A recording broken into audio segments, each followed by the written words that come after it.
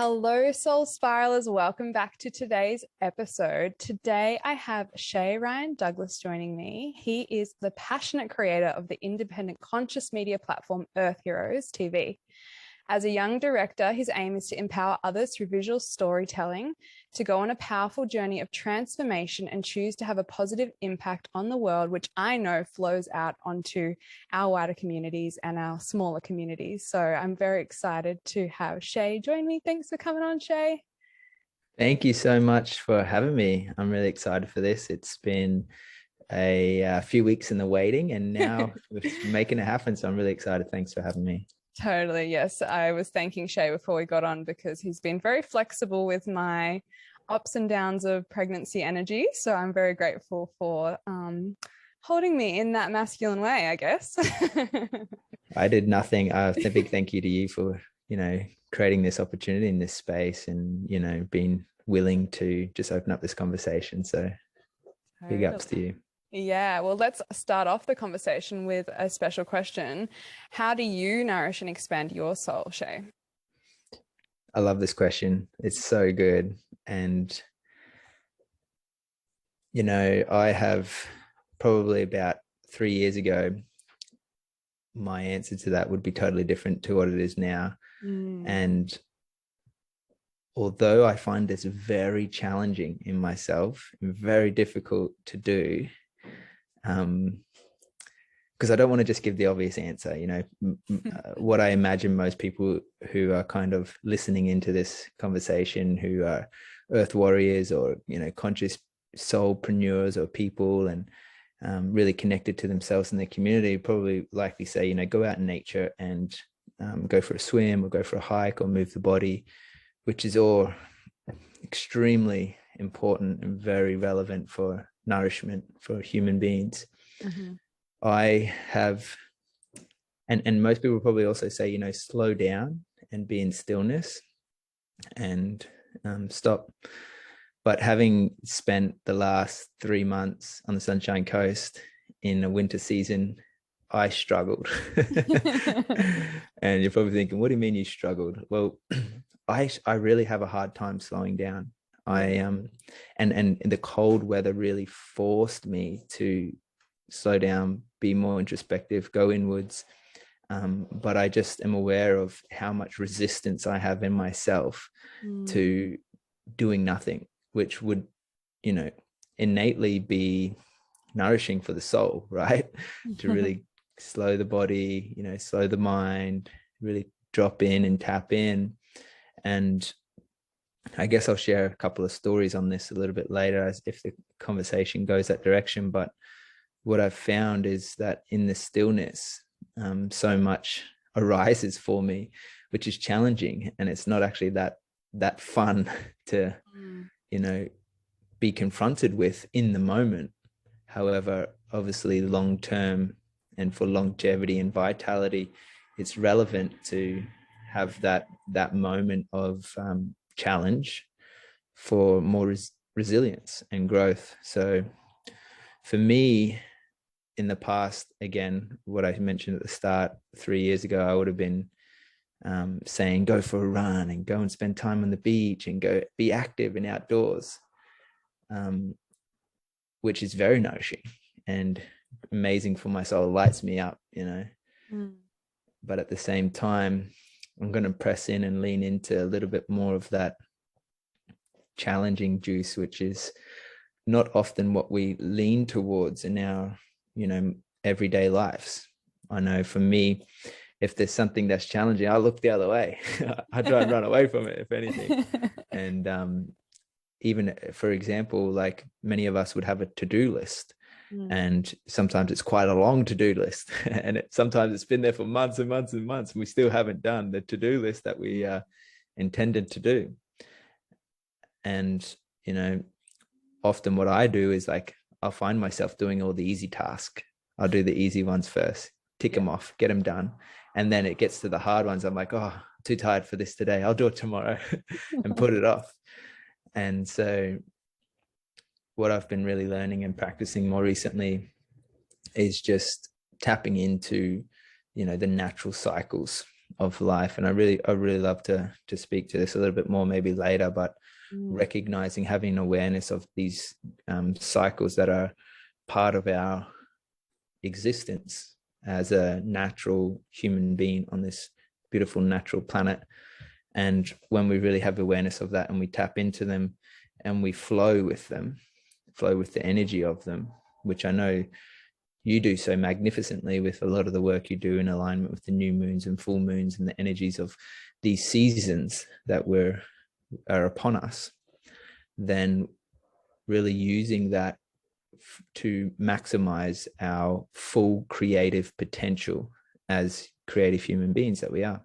And so I think it's a great question. What do you do to nourish your soul? And for me, it's always changing. Yeah. The short answer to that is that it's evolving as well.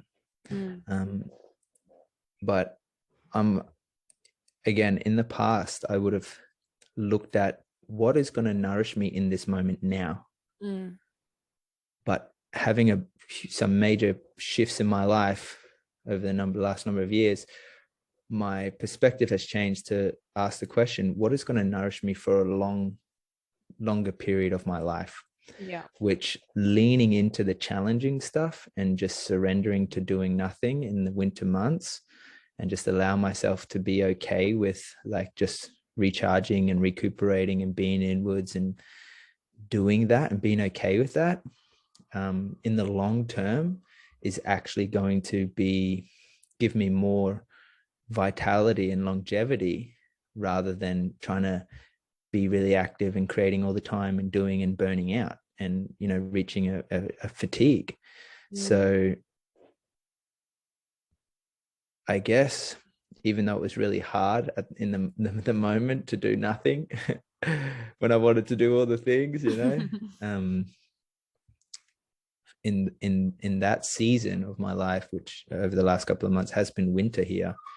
And if you are on the Sunshine Coast, you'll know it's been very cold, unusually cold. And it's exciting because, you know, we're on the brink of a shift of seasons coming into spring. Sun's coming up earlier, you know, it's rising up higher in the sky. We're getting more warmth, more energy. We're getting more, you know, inspiration. I know I certainly am. But nourishment for me also comes and ties into some of my highest values, particularly around family and community, and having that deeper connection with those around me and being human beings. Because again, like, to highlight the point that although sometimes our family and spending time with our family can be the most challenging relationships that we have in our lives, particularly sometimes with our mums and dads, and, you know, spending quality time with them without getting overtly emotionally triggered can be tough for many of us. No, it's wild that all of the reflections that you're giving through this through that share, Shay, it speaks so strongly, I'm sure, to so many people listening, but also to myself. My mum is literally staying with me at the moment, and I'm just still getting into the settling of that. And pregnancy's been a real ask to be in uncomfortability and deal with all of those things. So I really resonate that. And I feel a lot of people I speak to are going through those sorts of shifts at the moment of being asked to slow down and not push to the point of that burnout that perhaps would have been the cycles happening in the past. I really feel strongly that everyone can resonate with what you're sharing about the nourishment piece. So thank you. Yeah, thank you too. It's a great question. So your bread and butter, I guess, is what we know of as Earth Heroes TV. Would that be accurate to say it in that way? Yeah, definitely. Well, I guess also as well,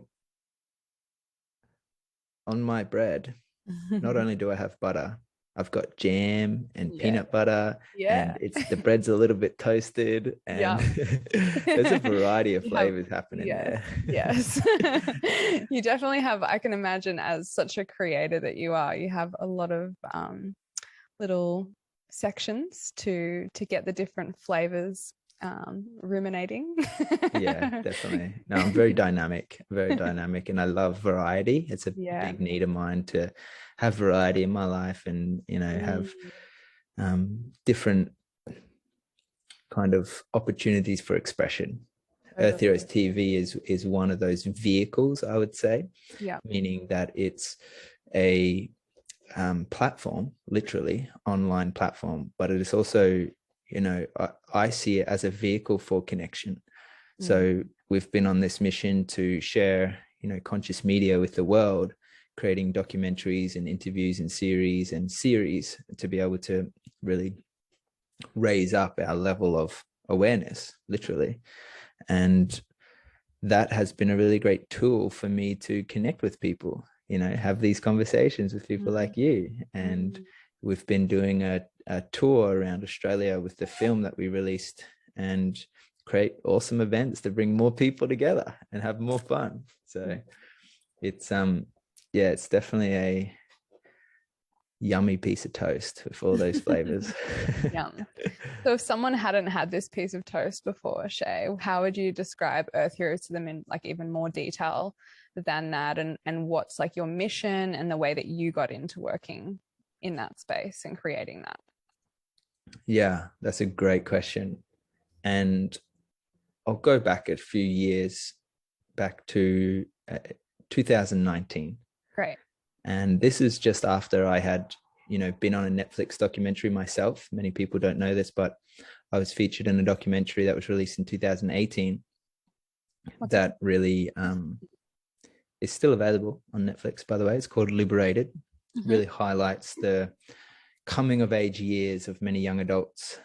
And after being part of this major production and touring across the world through the United States and through the United Kingdom, through Switzerland, sharing these messages with large audiences in colleges and universities, some like Oxford and Berkeley and UCLA and Cambridge and the likes, I was really inspired to have moments of time to listen to people that I admired. And one of those people was Dr. Bruce Lipton.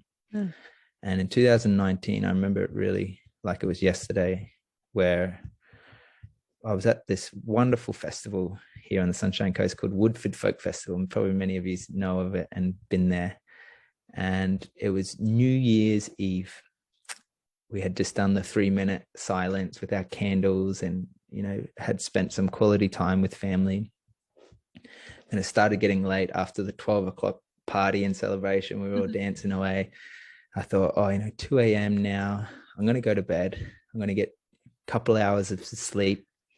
Then I want to wake up at 4 a.m., walk up to the top of the mountain and go to the Woodford Hill to watch the sunrise. And so I did it. I had very little sleep. It's a bit tired, but I thought, oh God, I want to do this. I want to watch the first sunrise. So much significance on this sun as it rises on the first day of our calendar year in January 1st. And so I did that with a group of friends, and we made it to the top. We watched the sunrise. It was beautiful because we were up there with, thousands of other people. And then as the, sun continued to rise overhead, I remembered, wow, it's nearly 9 o'clock.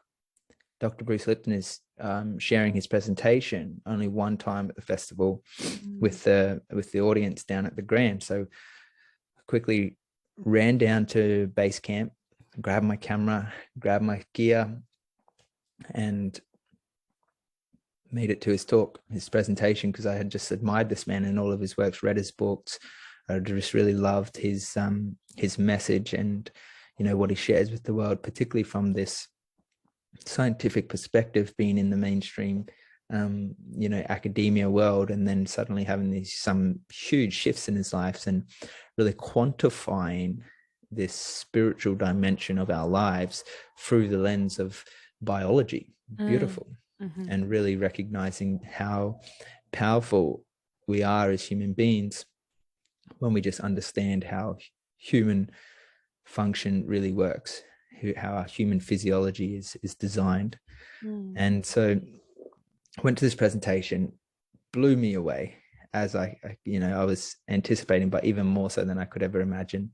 And it wasn't until after the presentation that he came down and he was sharing with a few people. Most people had kind of dispersed at this stage and gone off somewhere else. And I thought, oh, wow, what a great opportunity. I'm going to go up to him and speak to him, and chat to him, and, just have this interaction, get to know him, someone who I admire so much.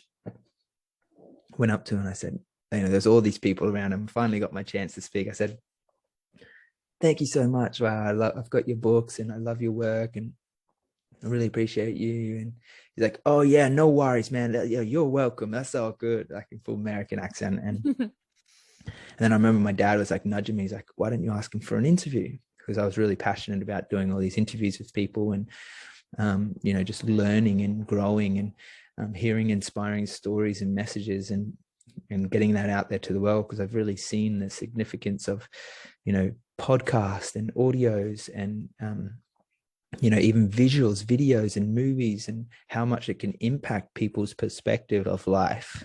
And so finally I was like, okay, I'm going to had the courage and I had the confidence. And I thought, Dr. Bruce Lipton. He goes, no, don't call me Dr. Bruce. Call me Uncle Bruce. So, okay, Uncle Bruce. Your dad would have been loving it standing there as well. I was so like nervous, excited, like no sleep, adrenaline running through me. Like it was just buzzing, And I said to him, do you mind if I like have a time with you one-on-one? I have some more intimate questions that I want to ask you after your presentation. And then he looks at me and he goes, yeah, for sure. No worries. Let's do it. Wow. And I was like, oh my God, I didn't expect him to say yes. And he did. And then his assistant butts in. He's like, no. He's we don't have too much time.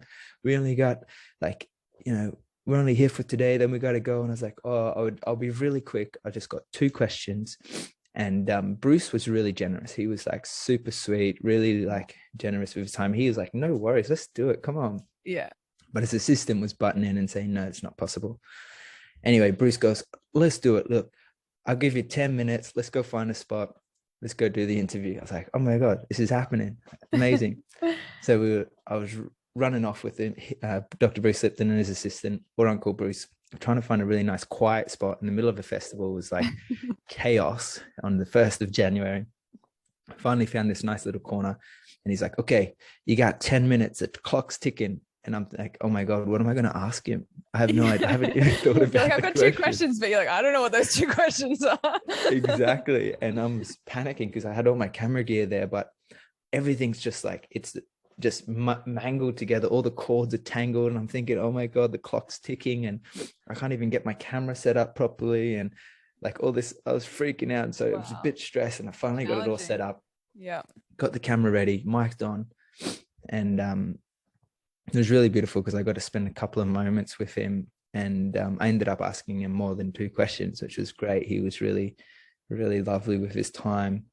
And the first question that I asked him had to do with a project that we were working on, a new film that had been asking a lot of other people. I was able to ask Dr. Carl and a variety of other amazing, inspirational people in the world. And essentially it was all to do with, some of the global challenges that we're faced with today. And Bruce really highlighted this in his talk. Particularly one of the studies I'll share with you guys was out of Germany and Europe. And they discovered over a 30-year period that there was 60% less insects in this field of study that they had done, these scientists. And that was including the bees. And so this was really alarming for Bruce and for all of us, because obviously bees, are pollinating the majority of all of our food. And if there was a 60% decrease, that's 60% less life, 60% death rate of bees and insects. So this was really alarming and concerning. And so knowing this, I had asked them, what kind of, message and of hope do we have moving forward in the world, where the next generation of young people coming through who are being born into this world, who haven't necessarily created this, declination, this decline of life, all of life on this planet, what kind of hope do we have for these generation, for these people? And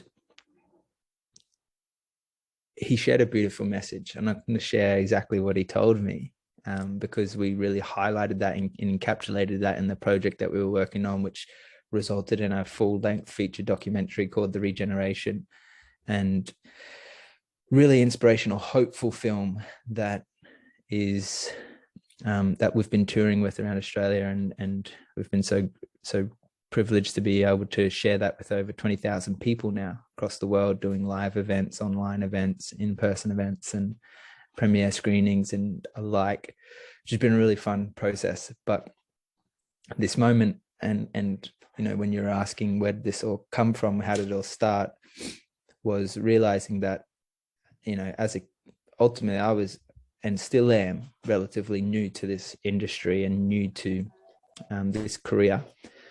But I just had this, this inner calling for connection to a deeper feeling of what's really possible.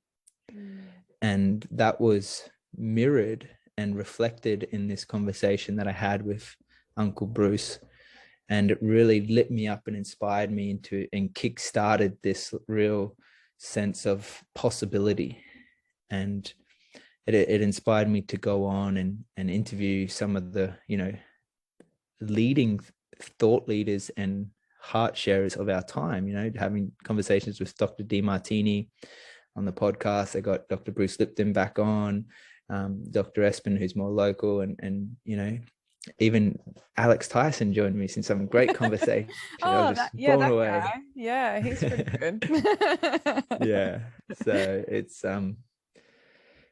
it's really just given me a sense of,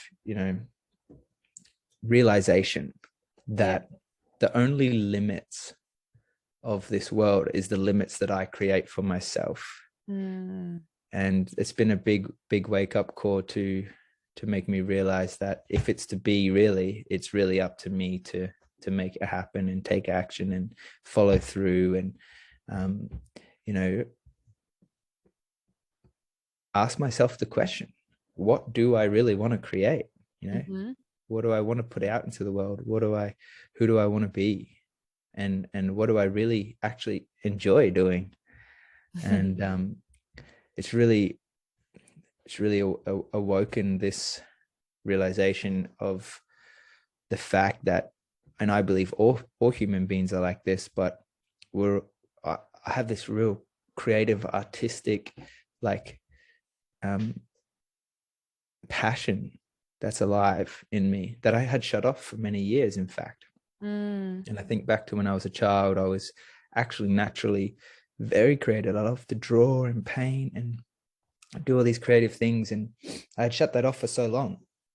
Being at school and being in the mainstream system and going to university, and really pressured with exams and assignments and all these things that I didn't really want to do. And I kept myself busy with lots of sports, and I was very active, and I would play soccer and tennis and basketball and anything to keep me busy and moving. I'm very physically orientated, but had really shut off that area of my life. And as an adult now, and with the responsibility of, choice to kind of direct my energy in a way that I feel is going to not just serve my cells, but also help others and serve other people, I thought, what kind of life do I want to live? What do I want to do with my day? And I had to, take time out to go and travel to really ponder these bigger questions of life and existence and meaning and purpose. And it kind of led me down this road very naturally and organically. And I feel for anything of substance to have an impact, that is really the only way for it to evolve in its own natural flow and succession and sequence of, organic unraveling. Because I often live my life like this, and I notice that I have this like really strong rising energy where very good at getting things initiated and started, and I'm like, yeah, let's go, got this idea, do it today, and so forth. But realizing that kind of underlining tone of forcing things to be never really last. Totally. Yeah. And just allowing the process to unfold in its own way has really shown me that magic can happen. It sounds like there's been a real shift for you from being like head driven to heart driven in the way that you go about living, and even expression and creativity. Like if we lead from the heart and we go from that space, that's when the unfolding, it happens. So not seamlessly, there's always challenges, but it happens in such like organic way, as you were saying. I really I feel that there's probably still a part of you that has like that real head driven. It's like, I have ideas, this new thing's coming in, or this new thing's coming in. I mean, I know your sister so well, and I know she's very like, she kind of like is that she brings so much energy through in the way that she lands things into her head. But how do you find is the easiest way to like stay true to something, to know if it's something that's your heart is leading you and that you are meant to pursue? Because I'm sure that there are so many different avenues that you could go down as the creative being that you are. And I'm sure others listening often, I mean, I feel that way. I have a list of all the things that I would like to create, but how do you know what's true for you moment to moment? Wow, that's a great question. How do I know what's true for me? And just to elaborate on that story after, to give context and to offer a really succinct answer, after the filming with Bruce Lipton, again, we were in the process of creating this documentary called The Regeneration. And I had already been in a film, and I decided, yes, I want to make a film now. And we get to like tune into Netflix these days, and you go on, you have these huge selections of films you can go and watch. And for those listening in, and I'm curious if anyone has heard of this man called Alfred Hitchcock. You might know him. He's one of the most famous filmmakers of our time. He was like the first guy to start motion picture, essentially back in the olden days, let's say. And he says this quote which I really resonate with, and it might help to answer this kind of question for how I live my life and finding my truth moving forward and living in my heart. But ultimately he says that in Hollywood filmmaking, which is now Netflix filmmaking, the director is God, meaning that whoever is the director of this film, and I had this like, I want to be a director, and I want to be God and create these like beautiful cinematic scenes and shots and tell this story and showcase like this message in this film. And all films are, very limited time and space through a very small lens of a screen that we watch it. And although they are very emotive and can inspire so much like feeling within us, whether it be sad, when you're sitting and watching a movie and you'll cry and you're like, oh my God, it's like so sad. Or you're like, wow, at the end of the film, it's really uplifting. You're like, yeah, that was the best. Like, let's go out and, do something. That inspiration. Inspires action. Yeah.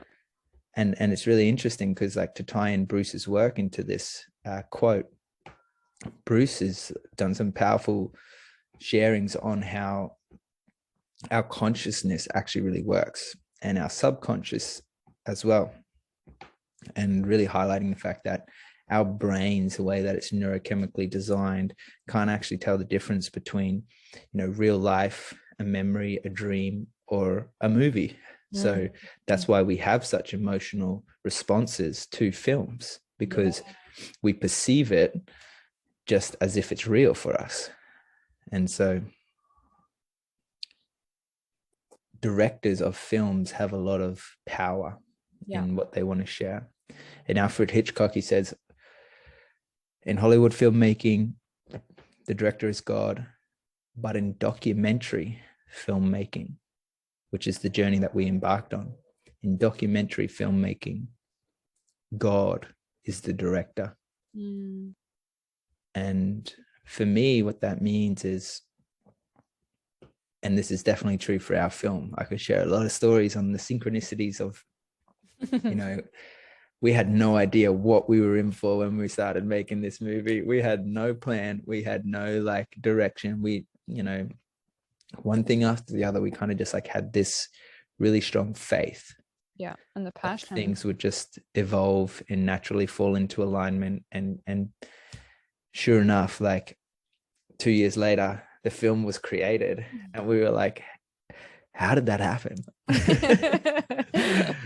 Yeah. So it was, when you ask the question, how do I stay true to this path? There's a significant amount of letting go that's required for me to fully surrender and to trust in the path.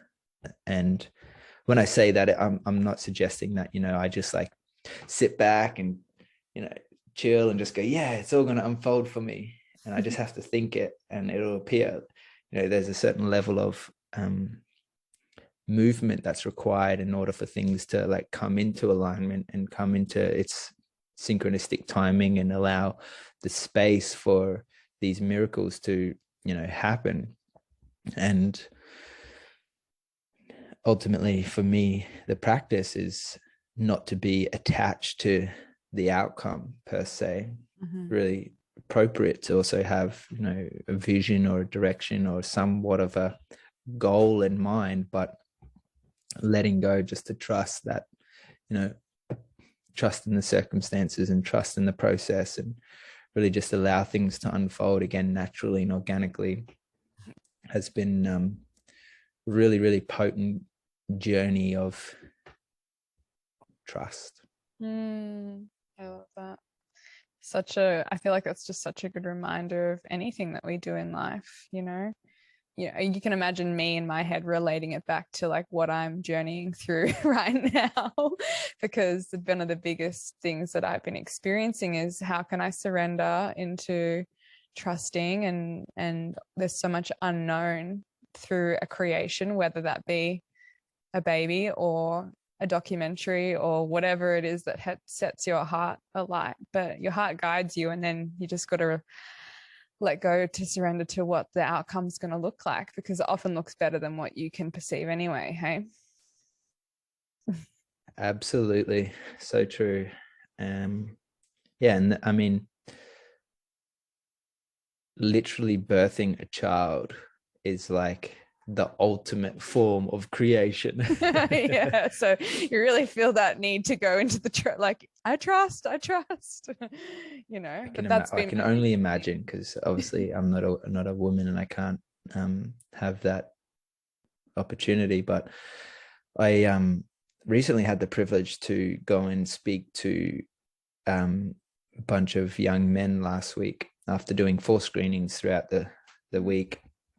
I would follow up with the conversation, and just to highlight the kind of significance of birthing and creating, and whether it be a documentary or a child, for instance, really highlighting this fact that, and what I share with these young men is, I'm in a room, imagine, with 50 guys who are 17, 16 years old, and we're talking about sex, and it's really funny and hilarious. Everyone's laughing and joking, and we're all kind of having a good laugh or whatever. But ultimately, the message that I'm trying to share with these guys is recognizing that, and I don't necessarily share it in this way, because I don't I'm sure they do, comprehend it, but they probably don't grasp it with this language. And when we look at sex, like inherently it's the ultimate spiritual creation. What I mean by that is that it is bringing the non-physical, manifesting it into the physical, creating life. That's its primary function, why we have sex, right? We're all here because our mum and dad had sex, and here we are. That's why we're all here, every single one of us. Although there is a lot of like wild technology that's out there today with all these test tubes and stuff, and I don't really like quite go down that path. But naturally, when we look at it naturally, human beings are sexual beings at the end of the day. It's a massive part of our existence. And kind of share this message with them just to really highlight the fact, because sometimes sex can be funny and laughing and joking, and it can be quite literally abused and taken for granted, and really just highlighting the significance of this interaction, which is, this kind of colliding of universes of human beings on a micro level with so much intelligence and, hearts and organs and brilliance and, consciousness that collides with another and creates this life form, or this moment to have this orgasm to create a life form. And that can also happen, metaphorically speaking, in a business, for example, which I really resonate with what Tony Robbins shares around business actually being more of a spiritual game than a money game or anything else, because a business is exactly that too. Or a documentary, for example, where it's this non-physical kind of intangible concept in the ether, an idea or a vision or something that is just like plucked out of the universe and brought in through the body and then actioned out through the physical to be manifest into a, full-length feature film on a screen, or, somewhat of a business, whether it be a brick and mortar store or shop or whatever it may be, that ultimately came from something of inspiration that was passing through and was captured and held onto and then expressed in the physical form. So yeah, for me, I guess just recognizing, and it's something that I've been really humbled by in my recent years, is this concept, which I think has become more mainstream in these days, around, yes, we're physical beings, but we're ultimately spiritual beings having a physical experience, kind of doesn't do it justice for me. It's more than that. Yeah. Way more than that. There's a multitude of dimensions of life that is within us, but is also being mirrored in our environment for us.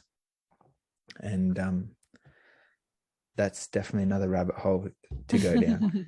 Yeah, it actually brings me back to something that you were referencing kind of or touching on slightly earlier, about how a lot of like our subconscious and our conscious can't make can't figure out the difference between having this conversation like you and I are, or watching a TV show, or living real life. And it makes me really inquire within like how a lot of ideas end up coming through our system through this aspect of consumption from our environment, because there's always something that like sparks on the inspiration for the next thing to occur, just like the seed of the snowball, rolling and gathering momentum. How does that make you look at the way that you consume things, and even in your perception of how we should approach conscious consumption versus like you were saying, there's so many things you could watch on Netflix now that maybe aren't providing us the most nourishing experience on this planet, let's say, but also maybe whatever's right for that person is providing little sparks of inspiration to come through. But yeah, I'm very curious about this conscious consumption thing, because I've heard people even speak about like create before you consume, and kind of like these sorts of like taglines in entrepreneurship. How do you approach consumption, and how important do you think it is to be fully conscious, or like allow yourself some slack, or be the in between, Yeah, absolutely. This is such a good question, by the way. And there's lots of different nuances and little niches that we can explore within it. But to touch on, the Netflix analogy, sometimes, I get on my laptop, open up the screen, I'm thinking, oh yeah, I want to go and watch a movie on Netflix. And next minute I'm like scrolling through and I'm looking and I'm like, that looks interesting. Have a little read. Nah, let's keep looking. That looks good. And nah, okay, something else next. What else is on here? Flicking through, 45 minutes passes by, I still haven't chosen something. I think everyone resonates with that. Yeah. And it's like, I should have just like made a decision at the start and just committed to something. Yeah. But what I'm like seeking for something to fulfill, my desires. And nothing is satisfying the taste of, this consumption that I'm needing to like go through every little section to try and find what it is that I'm actually really needing. And probably if I asked myself that question and realized what I was actually needing was probably just to close my laptop in the first place and go and do something actually more satisfying and fulfilling. Yeah. So definitely like resonate with that realization of conscious consumption and the need for it. And if I, just really look at a more macro level perspective of our world, it's still something like 70% of the population of people are on less than like $2 a day. Right. And here in Australia and Sunshine Coast, in the Western world, we are in such a prosperous, affluent, abundant era and region and time frame where, it's like, oh yeah, like I need a new water bottle, I need a new TV, or I need a new whatever it is, that we can just have the luxury and the privilege to go out and afford to invest in, such prosperity and abundance. And it's easy to forget and overlook, how much we have. And particularly if, people have never at first hand seen, a third world country, for example, where people are working all day, every day in the rubbish dumps and, not necessarily have any opportunity to further their education or, buy anything other than food because they need to survive. So definitely recognize that, on the grander scheme of things, we're extremely privileged in many ways. Yet at the same time, I have, really sort of become aware of that fact. But then it was almost like I was so harshly strict and limiting myself that I was judging myself so hard that it was actually more detrimental to my existence at the same time. So it's like, this pendulum swing from one side to the other, and ultimately finding the balance, because although we, are privileged enough that we can afford the technology of a laptop and a microphone and a headset and a camera and a lighting and a TV and whatever else we need to be able to share this message and have these conversations that is intended to, awaken others and inspire others and bring more deeper connection. It's like, I often ask myself the question, it's like, do I really need to go to consume all of this stuff to be able to, share this message? And it's like, it can become a very vicious, thought loop cycle that can prevent anything from being created. And so finding the balance between realizing that like an engine in a car. You know, it would be easy to blame the the fuel container and saying you're consuming all the fuel. Like the wheels don't need the engine doesn't need that, or all these different parts of the car that make it function have different requirements and needs, and also have different roles and functions for it to be able to drive from A to B and last a long time. And so even if I look at, and I really like this, I often share this and have this conversation with my friend, and we look at the world perspective, planetary perspective of the realization that we're so interconnected in today's era more than ever. Well, maybe things have changed since COVID, but we still have this like interconnected web of human species across the planet.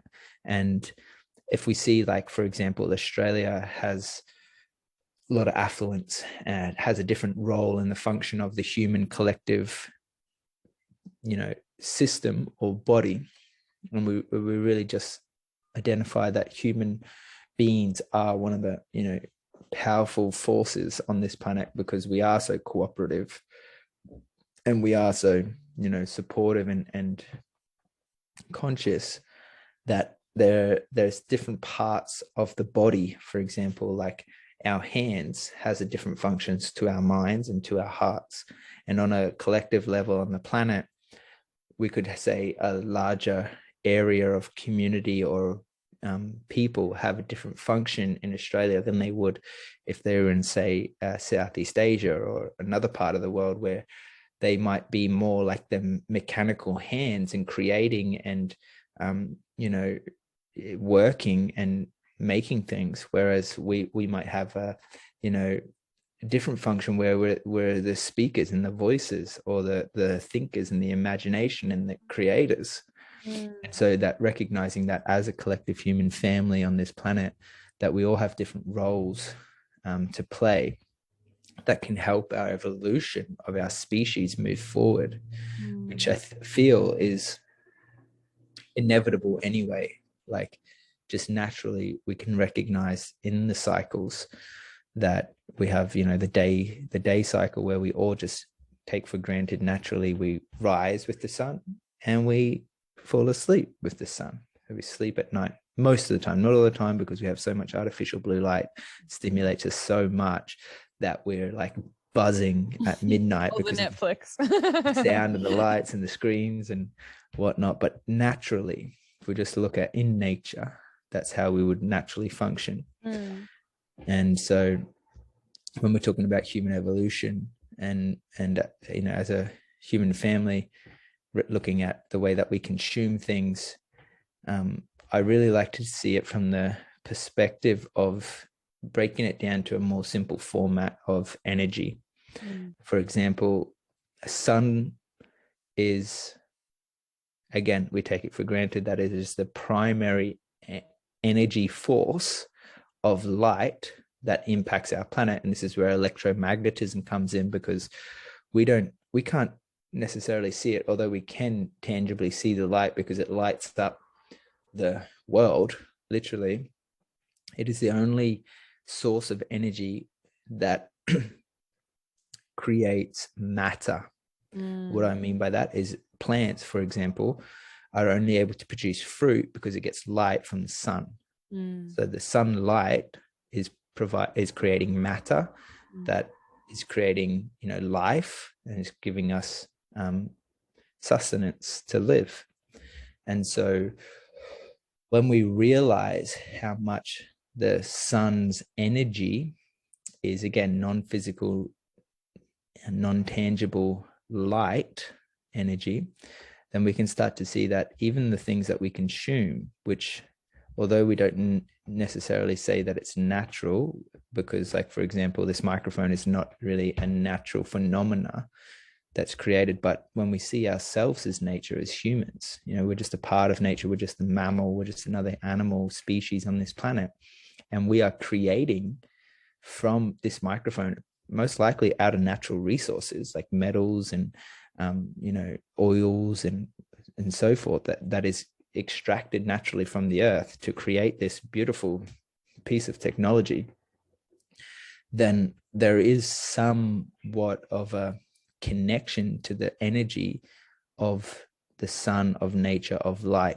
And the relevance of that, I'm just trying to break it down to recognize that, to quantify the more scientifically, the approach of the spiritual concept of everything is energy. It's like, well, we know through science in modern day quantum science that it's actually a little bit outdated, because when we look at the words quantum, it is implying there is a quantity, that there is something to quantify. There's a quality to the substance of this physical world. When we break it down and we go deeper, that actually there is no quantity. We are made up of, subatomic atoms, which is 99.99% space. And it's actually the reflection of light. And so the relevance of that in recognizing conscious consumerism is that ultimately the function of energy, those subatomic atoms, we humans and life and all energy, plants, go through these cycles where everything is born and created and then eventually passes and dies. And so it's this process of energy transforming from one shape or form into another. Just like this microphone, it's oil and these hairs on this thing, and there's all sorts of stuff going on. We got a hairy mic there. It's great. Yeah. Alchemize this process to transform those raw materials into this form, which eventually at some stage will likely break down and go back to its raw form. And so long will the microphone be gone. So although I'm not advocating that, it's okay that we all just suck up these finite resources out of our planet and use them for our own pleasure. Having an awareness of, our own needs and really asking that question, like to bring it back to the Netflix analogy around just a deeper inquiry into ourselves as to, do I really need this? And, if you have to ask yourself that question when, buying something or consuming something, it's probably a pretty obvious answer what it's going to be, because you wouldn't be asking that question in the first place. Totally. Yeah. I love that reminder of consumption, and even reminding yourself in the moment that you're consuming, and even that what do I really need this? But maybe even the other question is like, what do I need? Like, what am I actually craving? Because you're probably not totally craving to just watch something. You're craving some sort of connection, which we are seen to experience through watching someone else on a screen, because there's a human there, have a connection. I always think, when I'm probably in that space, I'm actually probably craving some real human connection, Yes, that's so good. I love you're so right. I love that question you asked, what do I really need in this moment? Yeah and I find it hard I think it is navigating this like fine line of letting yourself, if Netflix is a tool you use to relax and switch off, like maybe it is the right thing. But it is also, I'm always conscious of, even like for future generations, like when I have kids, it's like, what am I sitting them in front of if I was to sit them in front of a TV, and what's going into their conditioning and their programming and all the things that Bruce Lipton talks about around how our subconscious receives information. Because all of a sudden then, I remember a friend of mine once saying that she had her daughter watching a show, and she'd never introduced like chocolate bars or like cupcakes to this child yet. And it came up in the show, and then all of a sudden her daughter started asking for it. It's like, okay, there's all these seeds that are planted in the things that we consume. And so that's why that, like, besides just like scrolling through things and just like trying to find the thing, like choosing beforehand before you get on, like Alex and I will have discussions for like an hour of like, should we watch this, and like this has this many ratings and this has this kind of story and this kind of energy. And often it's just we want to have a conversation, but we just needed something to land it onto, because we never end up watching the thing, you know, unless it's like, oh no, I really want to watch that show, or I really want to watch that movie. But I always go around and make lists of things beforehand, so I don't just end up endlessly scrolling to find something, because I'd rather watch something that I've researched and I know, oh, this is in the ballpark of what I'm looking for. Yep, I definitely feel you there. I'd have many moments like that myself. Yeah, and you just end up having conversation about what you should watch, and it's like, hold on, this is actually what I was craving, is the human connection through this conversation. So I'm glad we hit that need and I didn't need to watch anything. But I love that reminder that you give as well, Shay, about this aspect of how light brings life and how light moves through our life in the form of creation, and that real shift between the nighttime and the daytime through that lived experience to, like, for plant life to be created. And I'm assuming that you probably think about those things in such a similar way of like how your projects are created in not just nature, but also in like your day-to-day life. I know that you referenced earlier in the conversation about working with the natural cycles of life. Did you want to share a little bit more about that? Yeah, cool. Certainly. I'll do my best to give a short synopsis of looking at how light impacts our energy on this planet. And for those who obviously know Kristin and a lot of her work, you generally do a lot of the women's circles around the moon cycles. Yeah. And we could all probably agree that we can see that the moon, particularly when it's full, impacts our emotions, and our even our physical being. Like I certainly have more energy. I'm up and about running. I think it's even coming into a full moon now, actually. Tomorrow. And, so I've got a circle. Yeah, there we go. Tomorrow. And not when this will probably be spread. Released, yeah. Sure, released. Sure. What was the word? Anyway, the point that I'm trying to make is that when we could accept that when there are these planets or moons or suns are at particular points in their journey, particularly the sun, when it's on its ecliptic, the sun's ecliptic, which just means the sun's path, when it rises in the east, sets in the west, at different points on its journey, it has a different angle of light. For example, in summer, when the sun is at noon, it is directly overhead. In winter, at noon, the sun is 41 degrees lower in its cycle and its path in the ecliptic. So we could just naturally say that depending on the angle and the proximity of the sun to the planet, it gives us different light, and it also gives us different energy.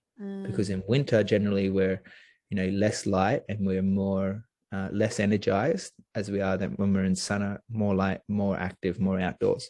So we could recognize that the sun impacts energy on this planet, and we could recognize that the moon does too. And then it's like, what about the other stars and the planets in our solar system? And this is really cool because this is something that has not just been created in this podcast in this moment that I'm sharing with you now. This is like something that has been around for thousands of years. Oh yeah. That they in the Mayan calendar, for example, the Mayans knew about this, that they mapped it out with their megalithic structures, which is so cool. Yeah. So advanced. But not only that, in Sanskrit, they had written about the yugas, the Kali Yuga, for example, which is ultimately in our modern day is the astrological cycles of our sun and the planets and the stars. And so what we can recognize is that when what happens when the sun rises in the east, then it sets in the west, and at night the sun's gone. But at night we get this, from east to west, this river of stars that passes over our heads, like the Milky Way galaxy. And it happens every night. You know, the sun rises and falls, and just following the sun, chasing the sun, is this river of stars. But the thing is, what they discovered, all these astrologers thousands of years ago, and also today, they recognize this, but every 72 years, although the sun was rising at the same time and setting from the east, the stars were following, but they would be 1 degree behind where they were the previous 72 years. So what that means is that every 2,000 years, that it would be 30 degrees back from its starting point. Now, this is what we know as the precession of the equinox, which is ultimately, precession means that it's going previously, going backwards, it's going behind. So again, every 72 years, it goes back 1 degree. Yep. Roughly every 2,000 years, it goes back 30 degrees. It's 360 degrees in a circle. So that means it would take roughly 25,000 years for the stars to do a full cycle of 360 degrees. Now, the relevance of that has to do with recognizing that when we look up into the stars, the brightest star in our solar system, Sirius, is, you know, long way away from us. But the light of that light body of that sun or that star still impacts this planet. Yeah. And it's measurable. It's measurable so much that what they discovered was that stars are just like humans on the macro level, like we're on the micro. And how are they like humans? Well, humans love binary relationships. What does that mean? We like to have a partnership, whether it be a man or a woman, or same sex or whatever. Like, we just like to interact with other human beings, and that's generally why we have a marriage, or a boyfriend or a girlfriend or a partner. And stars also have this relationship with other stars, meaning that they're relating by having this dance where they're interacting. Although it moves a lot slower and over a bigger distance, they are, ultimately, there's a magnetic attraction, just like we have to being attracted to another person, that pulls us towards them and sometimes pushes us away from them. It's like this push and pull, like breath, inhaling and exhaling, that happens.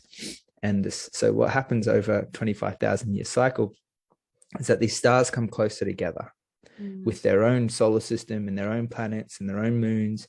They're getting closer together. And as they get closer together, as you can imagine, there is literally more light on the planet because they're in closer proximity. And so the time period that we're in, and this has been mapped out again by ancient civilizations and cultures around the world, that they knew at this moment in this time that these stars were coming together. And this is what was called the age of Aquarius, because we're literally, the sun is in the star sign of Aquarius, which generally lasts for around 2,000 years. The last one was the age of Pisces, around 2,000 years. And what happens is they move from the Bronze Age, when the stars are furthest away from each other. And they say that's around 25% consciousness level. Yeah. As they come closer, there's more light. So they called it the Bronze Age, which is around 50% consciousness. Then we get the Silver Age. And then we get into what we're in today, which is called the Golden Age, where the stars are closest together, meaning that there's more light, meaning that there's more consciousness, and we have more access to being conscious of the life on this planet, of all the things. And the analogy I like to use is, you can see in this room that I'm in, if it was pitch black and I had a light and I just shined it into 25% of the room, you could probably get like this beautiful little corner of this beautiful plant, not know what was in the dark. You wouldn't be conscious of what was over there, because you'd only have light on this 25% of the room. But then as I brought in another light, you could see 50% of the room, but still there would be things in the shadows and things in the dark and things you wouldn't talk about, lots of secrets over there, until you had enough light that could light up the entire room, where now you were suddenly conscious and aware of 100% of the room. And you would be aware of all the dirty corners and the dirty cobwebs and all the untidy cables and all of the things that is going on in the room in the background, that is all secret and is all unconscious shadow self, emotions and shadow experience. And suddenly it would be visible for all to see. The truth would come out. And so, just to highlight the relevance of this story and sharing this great year cycle, that's very relevant to our day and age right now, because we are moving through and moving into this golden era, which we actually are in fact already in. We're just becoming aware of all of the shadow aspects of ourselves. That's why it's so powerful to go on the personal healing journey for ourselves and choose that for ourselves.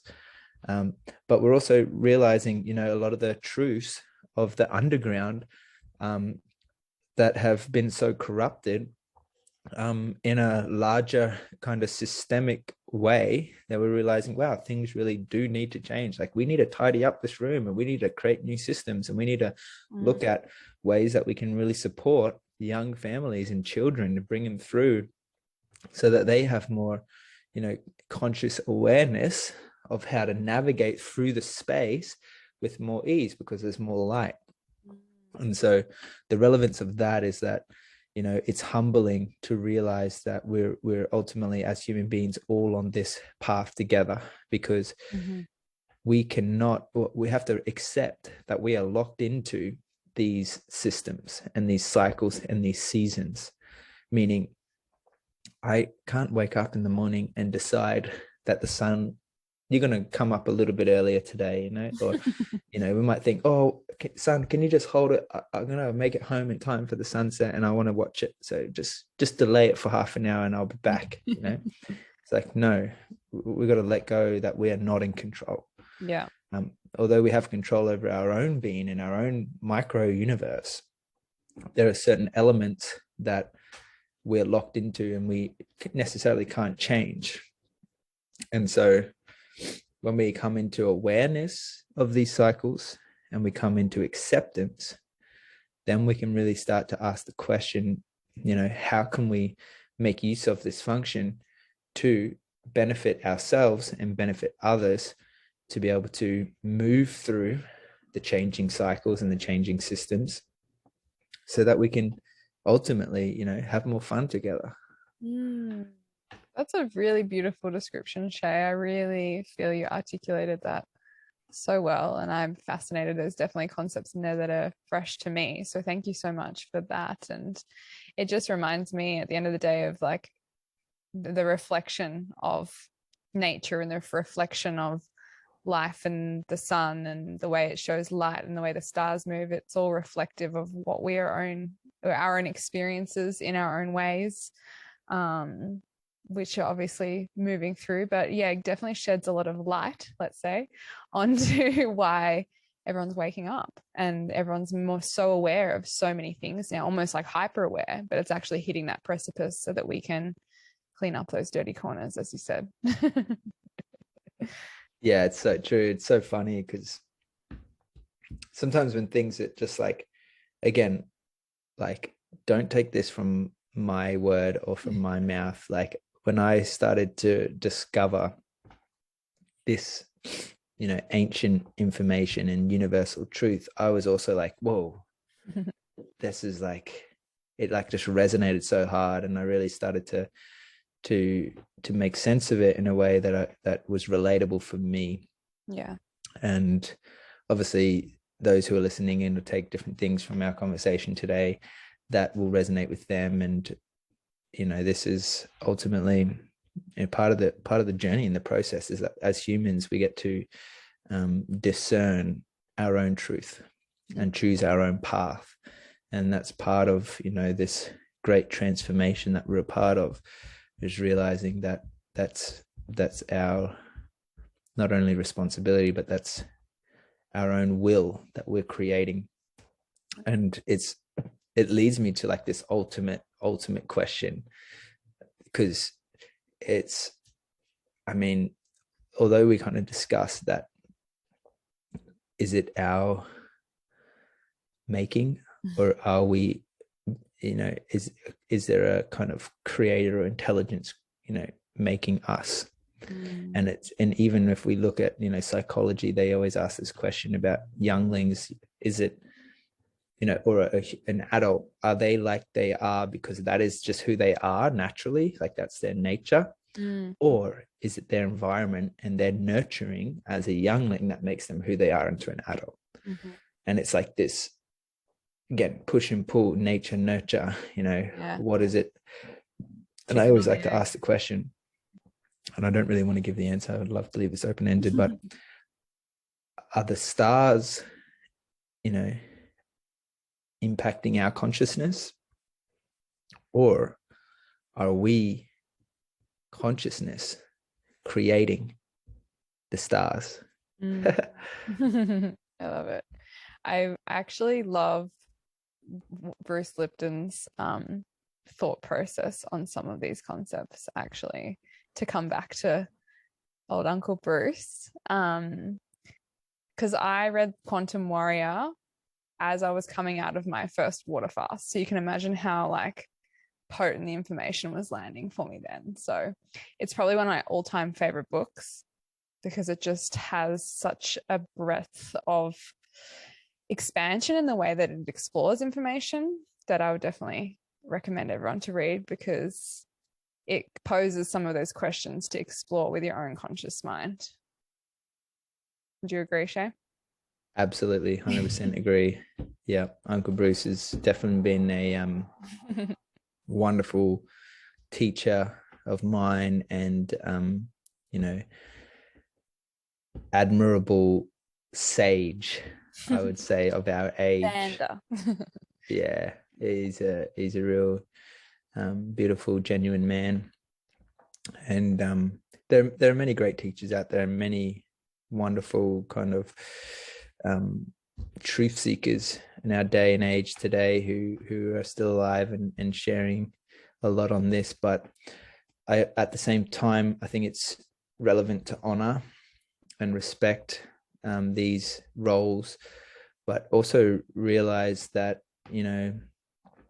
as we evolve and grow old too, we are all teachers and also students to someone. And I'm sure, many people will look up to you and be grateful for the work that you do and the messages that you share.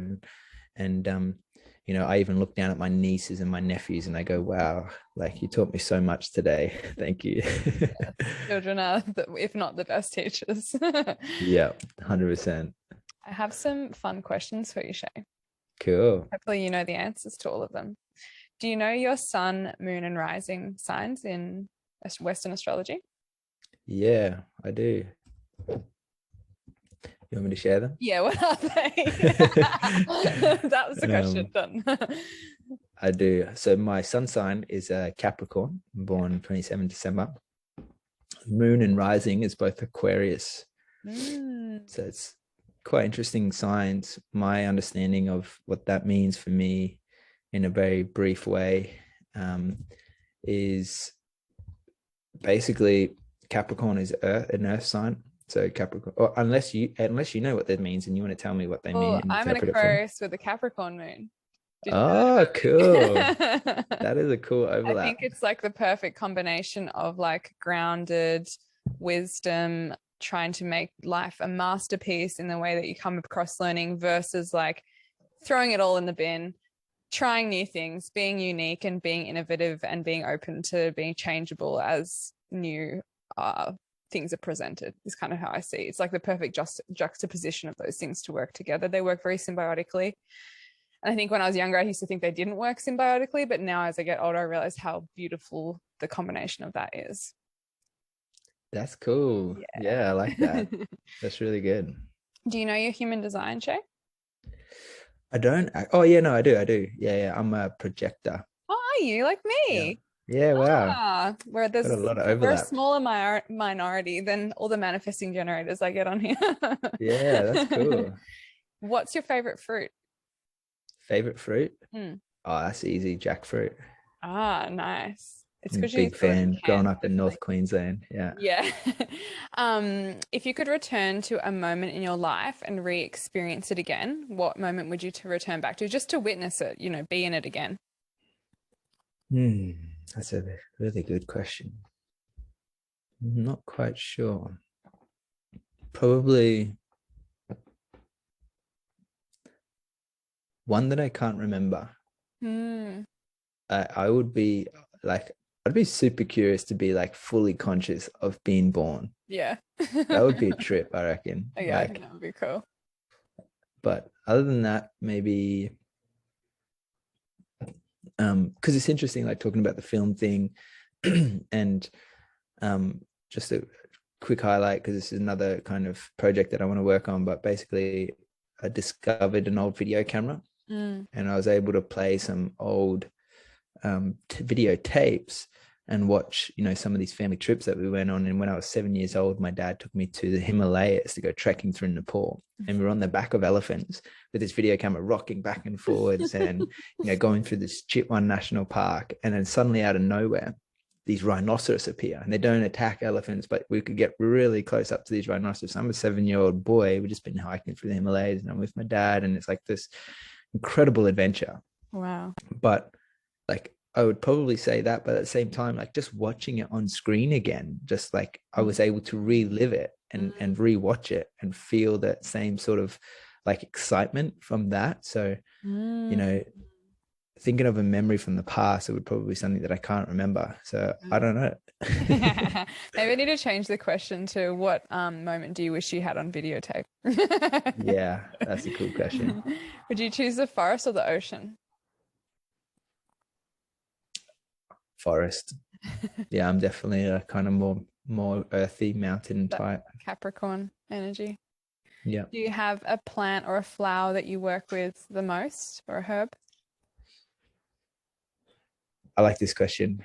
I often ask the question, if you could be any plant or flower or tree, what would you be? And my answer for that is a coconut. Coconut palm. So cheeky. I just love that plant. Yeah. It's got so many benefits and functions and uses and abilities. Yeah, amazing. Diverse. Do you have a favorite crystal? Favorite crystal? I'd probably say I really love clear quartz, but also smoky quartz is kind of cool too. Yeah, smoky quartz is one of my faves for sure. Can't go past it. Yeah. If you're an animal, what would you be? I'm gonna throw a funky one out. We had this conversation recently, and it would be a mythical animal. Okay. So it would be a blend of 3 animals. And it would be a lion with wings like an eagle. So kind of like a griffin, it can fly. Yeah. But it's also got qualities of a monkey. So it can climb trees and be cheeky. And it would be a blend of the 3. I don't know what the name is yet, but it would be one of those animals. Let us know when you come up with the name. Still haven't found one in the world yet, but I'm sure it's out there. Totally. So any last words you want to leave everyone with before we let them know how they can find your contacts or your media or to get in touch? No, I think we had some fun. We had the intention to have fun today, and I've really loved it. I've really loved this chat and really enjoyed it. Yeah, no, I'm pretty stoked and feeling very fulfilled. Amazing. And if people want to get in contact with you, learn more about your work, maybe even play with some Earth Heroes TV, or get to watch your documentary? What's the best way for people to find you? Yeah, definitely the best and easiest way. Everyone's got a smartphone. Step one, just go to your app store, go to Earth Heroes TV, and then it's available as an app or as a website, earthheroestv.com. That's our conscious media platform. But if people want to go directly to find me, I also have a website. It's just shayryandouglas.com. And then we have all of the social media platforms to go along with both of those websites. So either way, people want to connect, it's open and available. So I'm sure they'll be able to find your events through there as well. Yeah, so we've got a few events coming up with the Regeneration film. We'll be doing screenings in Coolum Beach. It's famous space between. I'm really excited for that one. It's going to be really fun. Then we go up to Noosa. Got a screening at a private location in Noosa. Then we are headed to the Majestic Theatre in Pomona. We're doing a collaboration with the Noosa Permaculture Mob. Screening there, and then potentially in a couple of months we'll be down in Sydney, down in Byron Bay as well for a couple more screenings. Well, by the time this comes out, you'll be out of Sunshine Coast as much. So yeah, probably. But yeah, thank you so much for coming on, Shay. It's so nice to have you and have such an expanded chat. Thank you too. Yeah, I had a lot of fun. This was really great. I love your questions and this great conversation all around. Thanks, Shay.